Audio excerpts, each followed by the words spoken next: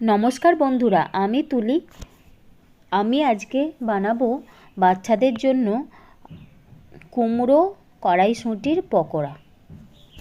এর জন্য আমি প্রথমে কুমড়ো নিয়েছি ছোট ছোট করে কেটে, আর মটরশুঁটির কড়াই নিয়েছি। আমি এখানে বেসনের পরিবর্তে আমি নিয়েছি ময়দা, চালের গুঁড়ো, হলুদ গুঁড়ো, 5 ফোড়ন, নুন। এবার আমি ব্যাটারটা তৈরি করে নিয়েছি। এরপর কুমড়োগুলো ওর মধ্যে দিয়ে দিয়েছি। ভালো করে আমি এটাকে মেখে নেব। আমি বেসনের পরিবর্তে এটা চালের গুঁড়ো আর ময়দা দিয়ে কুচি করে দিতে পারেন।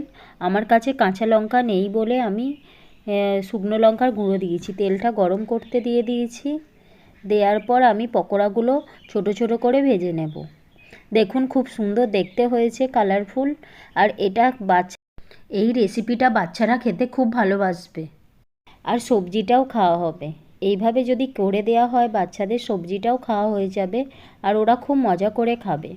মাংস তো প্রত্যেক দিন দেওয়া যায় না, এটা সবজির পকোড়া ওদের পক্ষে খুবই ভালো, শরীরের পক্ষে খুবই ভালো। এই রেসিপিটা যদি ভালো লাগে সাবস্ক্রাইব করো, লাইক করো এবং শেয়ার করো।